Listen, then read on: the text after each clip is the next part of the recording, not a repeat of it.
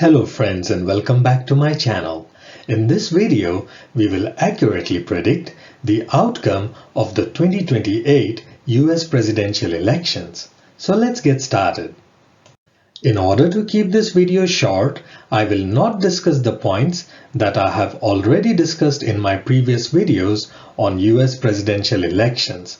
Those videos are included in this playlist to help you gain a deeper understanding of this topic. In those videos, I discussed these 8 astrological criteria in detail. Each one of these criteria needs to be met for Republicans to win the election. Even if one criteria is not met, Democrats win the election. I also verified this criteria against the US presidential elections for the past 100 years and also accurately predicted the outcome of the 2024 election using the same criteria. Now that we are certain of the accuracy of the 8 astrological criteria, let us apply them to the 2028 US presidential election and discover which party will take the White House.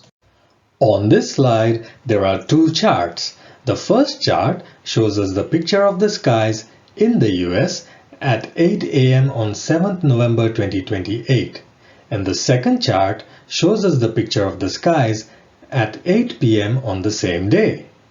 I included the second chart because Moon will cross Ketu at 9:45 a.m. in the morning and will remain in the same sign until 10:45 p.m. before moving into the sign of Cancer. All other planets will remain in their current sign throughout the week. So let us now apply the 8 criteria to the chart and discover the winner of the election. As the transit of Moon is not part of the 8 criteria, I have removed the second chart from this slide to enable us to review a bigger picture of the first chart on the screen. So let's begin our analysis. The first criteria states that Jupiter must not be in Sagittarius unless it is with Mars. As we can see here, Jupiter is in Virgo. Hence, the first criteria has been met. Interestingly, Jupiter was in Virgo in 2016 when Donald Trump won the election. I also suggest watching my video on the transit of Jupiter through Earth signs in order to understand why Americans vote for the Republican Party whenever Jupiter transits an Earth sign. You might also be interested in watching my video on Jupiter transiting through fire signs. Americans tend to vote for the Democratic Party whenever Jupiter transits a fire sign.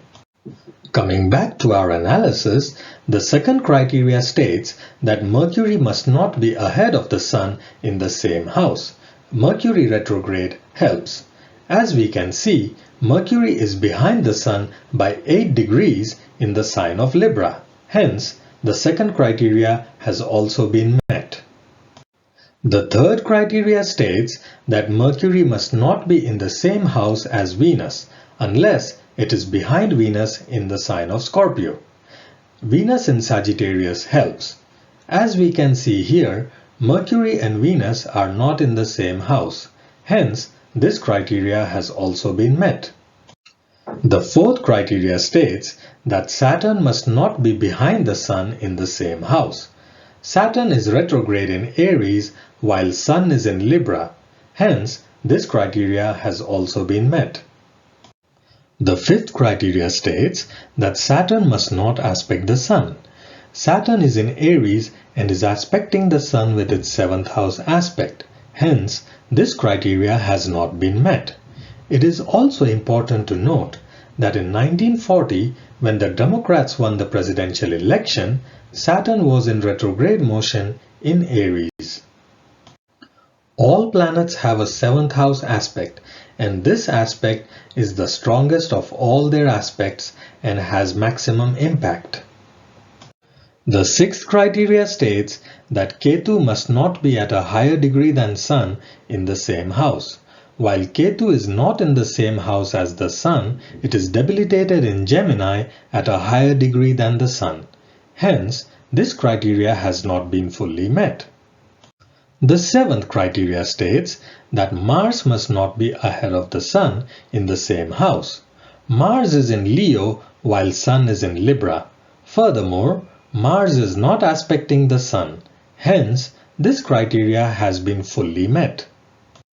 The eighth and final criteria states that Mars must not be debilitated unless Rahu is in the same sign at a higher degree than Mars. Exalted Mars helps. As we can see here, Mars has emerged out of debilitation 4 weeks ago and is in the sign of Leo. Hence, this criteria has been met. Interestingly, on election day, Mars will transit over J.D. Vance's natal Mercury, which is positioned in the first house of his chart at the same degree. This transit of Mars over J.D. Vance's natal Mercury will result in excessive energy and may not be favorable to J.D. Vance, irrespective of whether or not he is elected as the Republican nominee for the office of the president.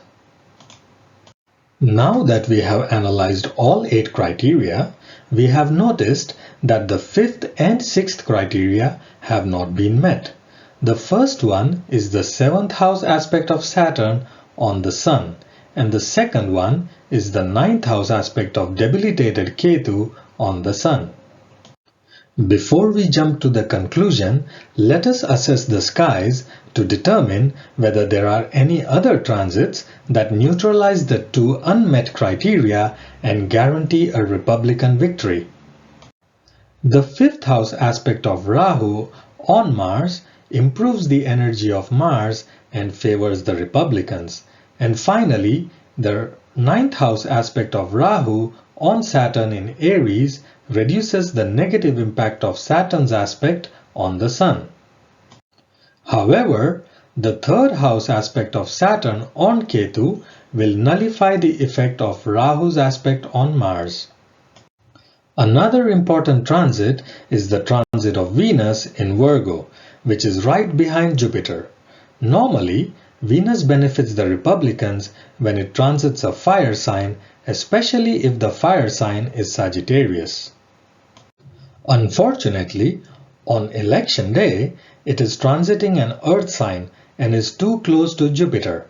Its influence on Jupiter will have an adverse impact on the first criteria and is detrimental to the Republicans. However, it will cross Jupiter on 10th November at 8 a.m. If the election results have not been declared until then, Republicans might have a slim chance of winning the election. Now let us also discuss the event where Moon crosses Ketu on election day. Whenever the Moon crosses Ketu, it reduces the strength of Ketu. As Moon will be crossing Ketu early in the morning, the adverse impact of Ketu's aspect on the Sun will be reduced. So based on everything we discussed, what is the final verdict? The 8 criteria have proven to be trustworthy for the past 100 years. Every time even one criteria was not met, Republicans lost the election.